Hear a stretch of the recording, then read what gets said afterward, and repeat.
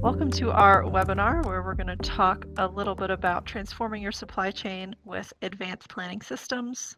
We'll talk a little bit about some best practices and about change management as well. I'm Bethany Claps. I am a project manager with FourFlow, a member of our strategy practice, where we talk about a lot about change management with our clients. I'm Teresa Dada, a solution architect here at FourFlow in the digital practice in North America. So I focus mostly on Kinaxis Maestro implementations, other advanced planning solutions, business processes surrounding KPIs, and bringing metrics to life through actions. Awesome. Well, thanks for being here, Teresa, and thanks everyone for joining us today. Let's get started. Okay, so little intro here. So we want to try to cover in a broad sense is connecting process, technology, and the organization successfully through KPIs. So regardless of your industry, your technology advancements, we live in a connected world that allows us to see more chaos in our supply chains than ever before. So waking up with hurricanes shuttering plants, port closures, et cetera. You also then have your internal issues such as talent retention and skill building for these new technologies. You have some external aspects requiring immediate handling by planners, which can cause them to go into firefighting mode, which isn't necessarily considered best planning practices. So that can at times can keep you from growing and taking advantage of AI and new technologies. So one thing we want to try to cover here too is talking about data. AI requires data. So the sooner you can start getting on top of cleaning up data and putting in best business practices to ensure a successful transition to AI, that's going to be all the better. So KPIs and metrics as a bridge between strategy, goals, and process. What do we mean by that? So every organization has a strategy, goals associated to the strategy, and then you have business processes. And we see KPIs and metrics really as that in between layer. So how do you know that your processes are being followed? You should be able to see in your KPIs and metrics that processes are being adhered to. Then we look at data integrity as a basis to drive process behavior. So like I mentioned, you need clean data to understand, are your processes really being followed or not? Data can usually tell you that. Of course, there's outstanding issues that are definitely outside of everybody's control, but it's always good to have that understanding. So, and I'll pass it to Bethany to talk about change management. Yeah, so whenever we're thinking about changing our processes, our ways of working, our tools, change management should be considered because reactions and resistance to change are totally human and normal.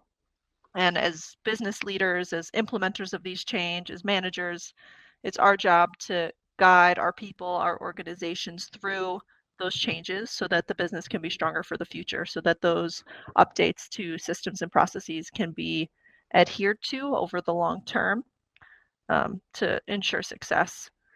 So when we talk about a change initiative, and as Teresa said about KPIs, it's really important first and foremost for the management team, the business leaders to be aligned on what those KPIs are and the goals for the change. So what are you trying to accomplish with implementing a new system or a new process?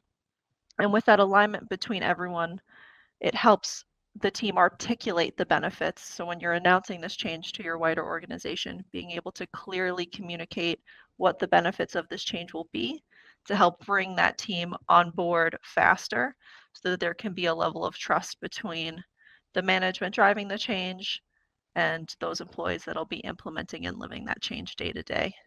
Great. So we have a handful of supply planning KPIs here that we'll talk a little bit about in detail on what are they and what type of data is associated with it before moving on to a couple of case studies from our experience in consulting.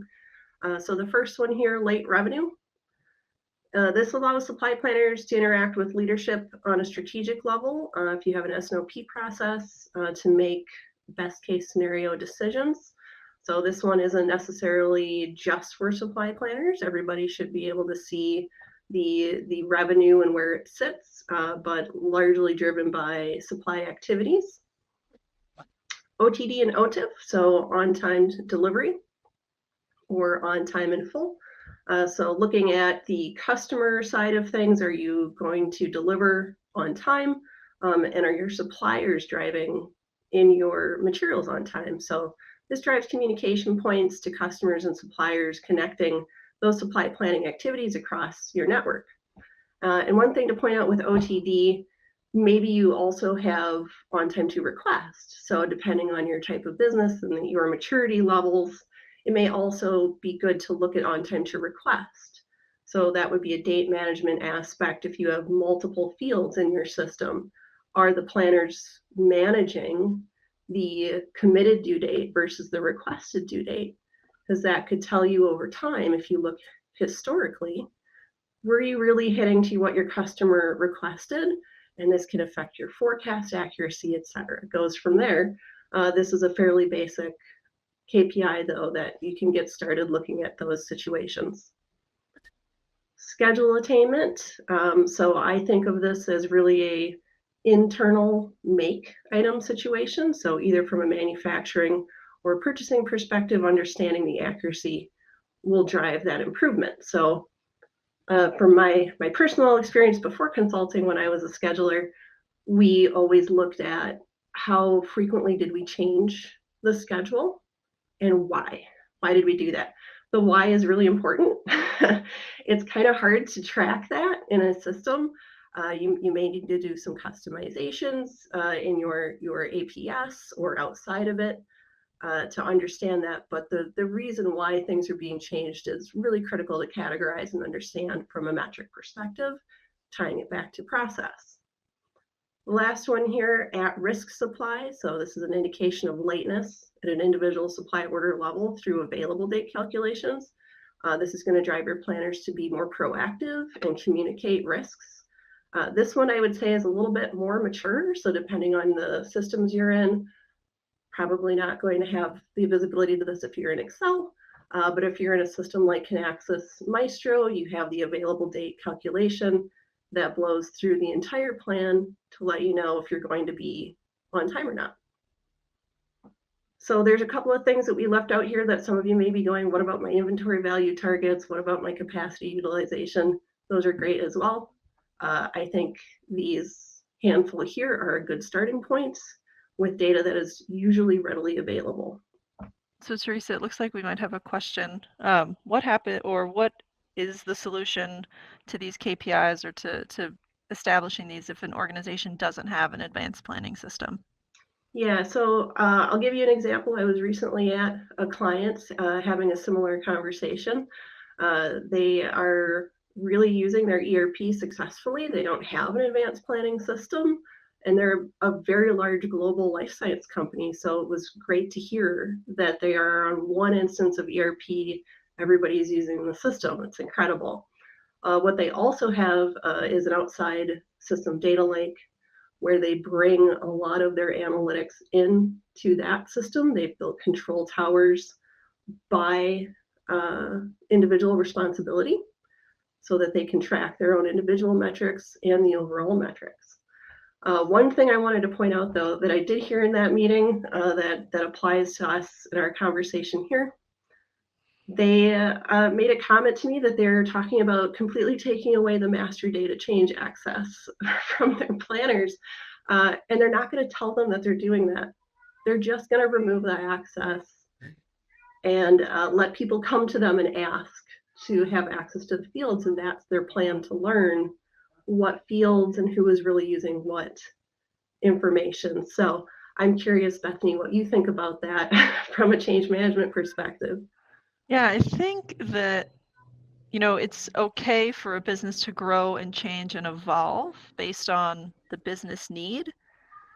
But whenever you're undertaking a change as big as that, where you're going to take away access that is a norm presently in the organization, that it opens up a risk for a breakdown of trust. that missing communication between the decision makers and those that are executing on a day-to-day really needs to be there, because I can imagine, right, if access is suddenly taken away, there will be a lot of confusion, likely some frustration. People will likely be upset as well. And I think in general, your teams are filled with smart people. That's why you hire great employees. It's they're going to know that something's going on. They're going to want to understand why, and you really need to maintain that mutual respect with your team during that change management process. And consistent, clear communication is the best way to do that. So you establish your metrics, you understand maybe initially what it's going to take to put that into place, and then you need to communicate that out to your business, because those that are executing on the day-to-day are going to need to understand why these changes are being made. Yeah, good comments. So we can move on now into our couple of live case studies, and I think the issue of trust is definitely going to be prevalent here in this first one. So this is from a couple of years ago, working on a Kinaxis Maestro rapid response at the time implementation at a medical company. They had teams in multiple regions, and I would say a low maturity in terms of business processes amongst their planning group. Really good COE, really good understanding of business process and KPIs.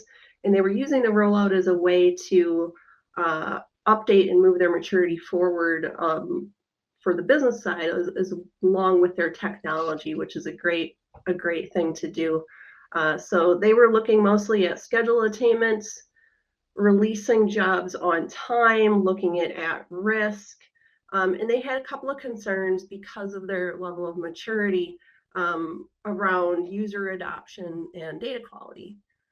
So one thing I do when we implement Maestro, there's a series of workbooks called data integrity checks. I personally like to build those into the everyday business process for anyone in the system. So depending on their role and what they have access to change, it is good to understand, is there data issues before I start planning my solution. So we built in and trained them to check the data integrity before they released work orders or purchase orders to operations.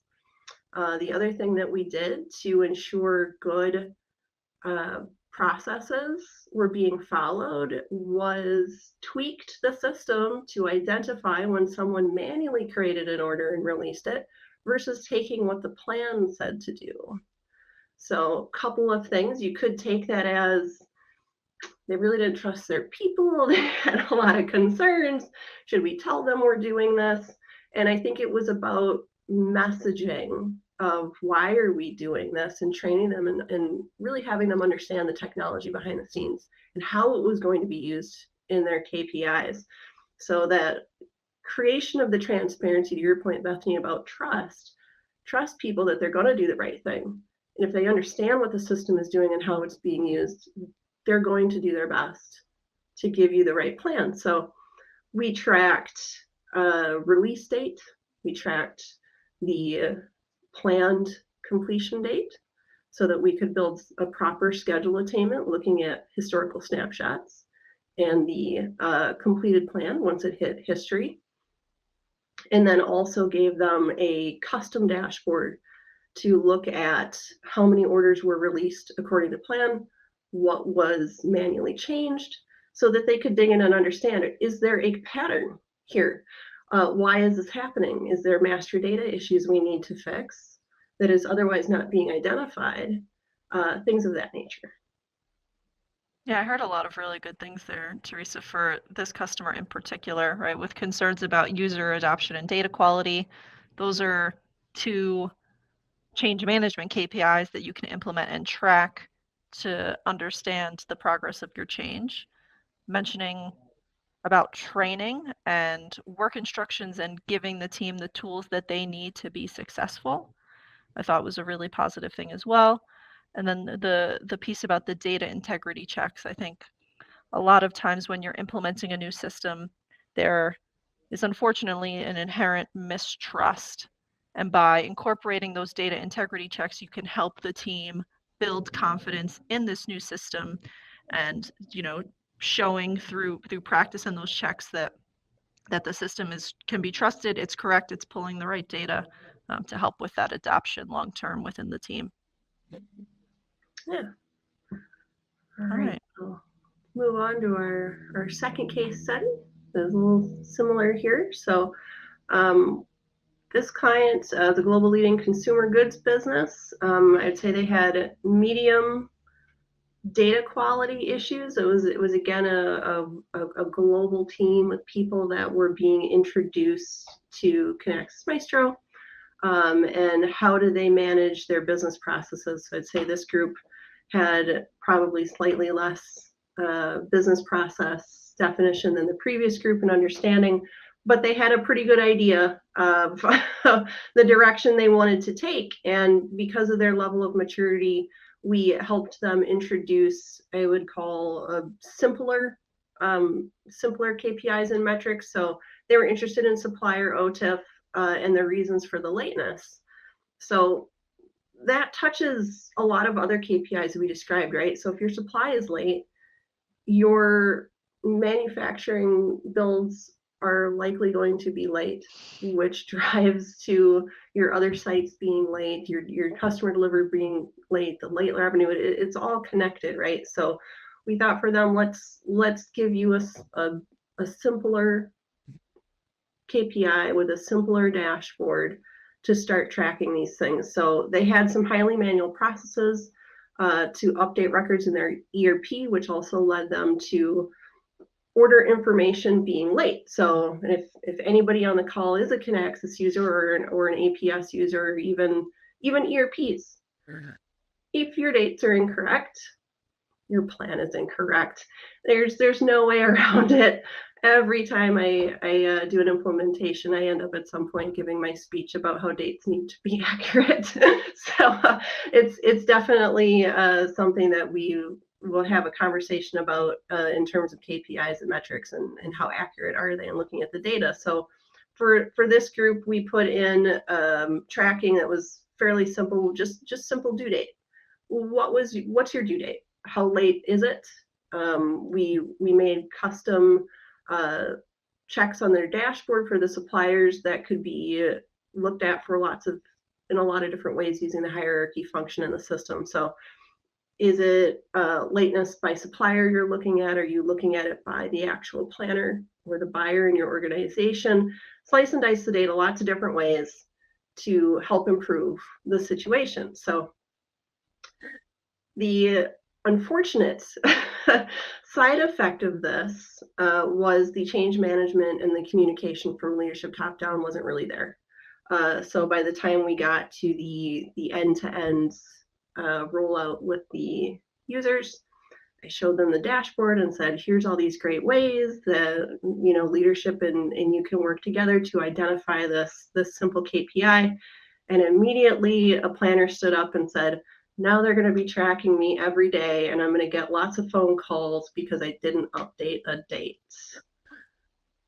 So became a little bit of an uncomfortable situation. I looked to their leadership in the room. No one said anything.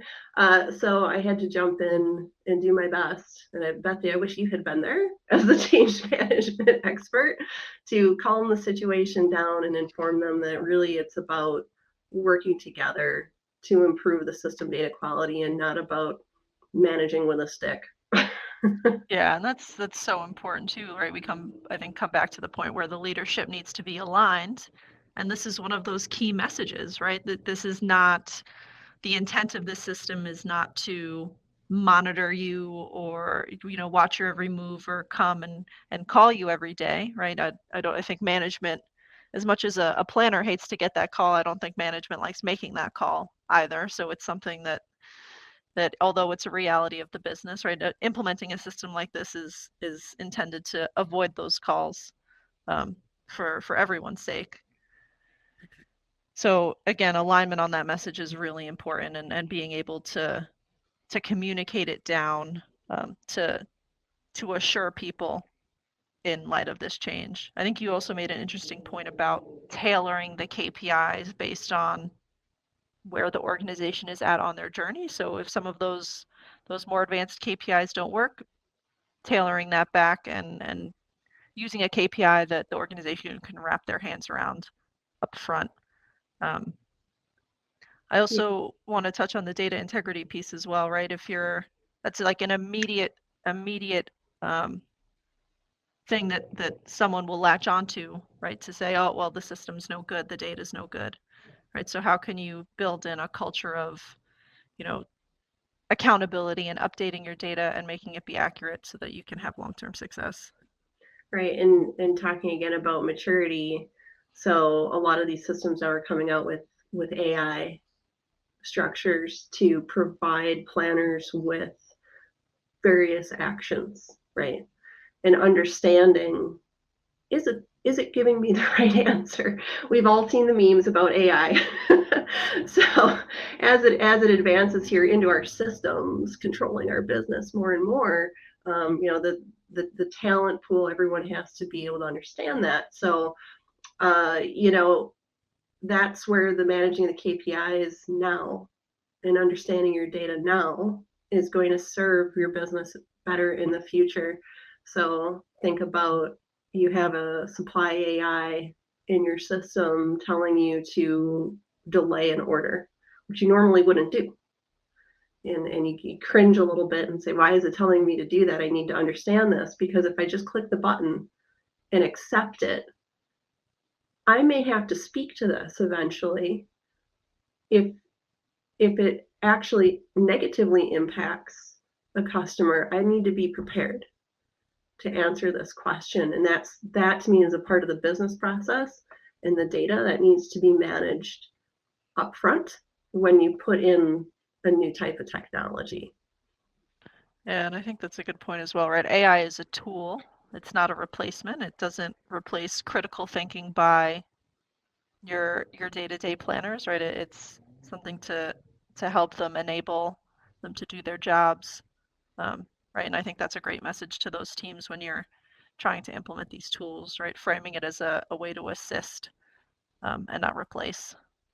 All Okay, right, so I think we have enough time maybe to do my third I think my so. third story here. So since I was already on my soapbox about dates, I'll I'll go to the other extreme of that, where I met a client who wanted to use, again, schedule attainment. OTIF was very important for their business. It's a large, or not a large, say, but a medium-sized pharmaceutical.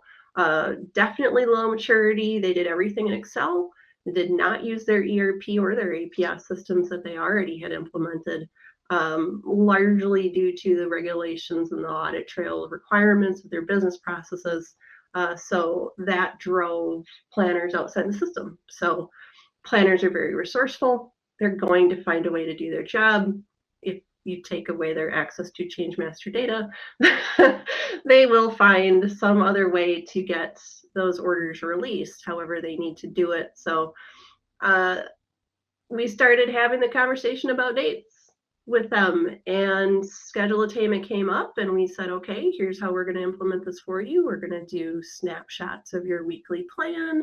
We're going to give you a dashboard that compares it. And the planner spoke up and said, don't bother, it's always going to say 100%. And we're, what? I've never heard that before. She said, we change the dates. We change them every single day, so that they're always correct when the order closes to what happened that day. And I went, oh boy, that's a different, interesting scenario. So there's, I still think the schedule attainment, we had to try to convince them that this is still going to be a benefit for you. Maybe we have to differently manage the snapshots. If you're changing your dates the day of to make it look correct, quote unquote correct, so that when it goes to your history file, you're using that field as a part of your audit trail. Totally get it. That is a part of the data conversation and the data integrity during implementation, to understand is that the field that we should use to run your KPI? Probably not. so, so we had to find other ways using different dates. And again, if you're in Excel, you're not in an APS system, that could be really challenging to do. But it's worth it. I think it's really worth it to update your business process to create the data in a way that is going to serve the business. So it's a challenge. It's an IT challenge for sure. Worth it, in my opinion, to drive the business forward, other than just staying stagnant with what you have today. Yeah, I've seen this as well where, right, sometimes a metric will be manually overridden to the benefit of one department as compared to another. And that's an entire culture change that needs to happen, right? Why would someone go in and manually override their metric to show something positive when perhaps there's improvement needed, right? That's a cultural challenge, right? How do you help your people feel comfortable admitting when things are perhaps not going to plan and not going well, and that they have the autonomy and ability to root cause those challenges and to fix them, and not have that fear um, of discipline or a phone call like we talked about earlier. Mm-hmm. So right, needing to have that culture come from the top of, right, we're capable of root causing our challenges. Let's not manually change our data. Okay. Okay, we're coming down to the end here, so we'll quickly just mention a recap from what we've discussed here today. So, a couple of key best practices. Really, if there's one line on here that you focus on in the last few minutes, it's implement meaningful KPIs at the appropriate level of data and business process maturity. KPIs are great. AI is great. Gonna be even greater. Really start thinking about the roadmap and all those different aspects. So we like to go into implementations with the crawl, walk, run theory. So what does that mean? If you haven't heard it, be honest about your data maturity, be honest about your business process maturity, your landscape, your talent in your organization. Regularly on implementations, I'll have people say, well, I don't want to have to press that button on the screen, Teresa. Can you automate it? I sure can. Should I? Are you at a point in time where you understand the system and the analytics enough and your data enough to automate, to remove that human factor in critical thinking? Can you even describe to me the logic to automate this for you right now that covers all of your different business aspects? So that's what we mean by crawl, walk, run.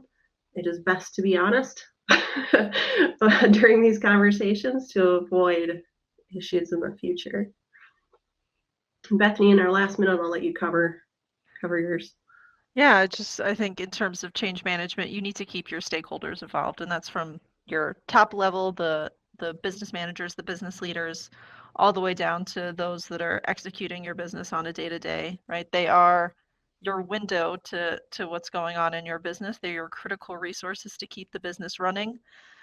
Maintain that trust with them, keep them involved, keep communicating clearly, consistently, to make sure that everybody continues to be on board. Um, I think as well, when you're implementing a change, everybody needs to know what their role is, right? Where do they fit into this big picture?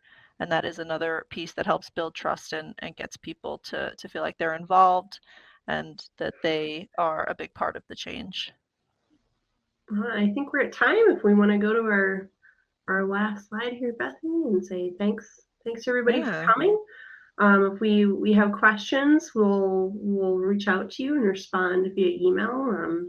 Feel free to scan the link, check out some of our offerings, or reach out to us, Bethany and I, via email as well. I'd love to hear from you. I'm always interested to hear what KPIs different organizations and industries are inputting, and how they think that's going to affect their roadmap. Awesome. Well, thanks, Teresa, for all your insights today. All right, thanks Thanks. everybody. Thank you.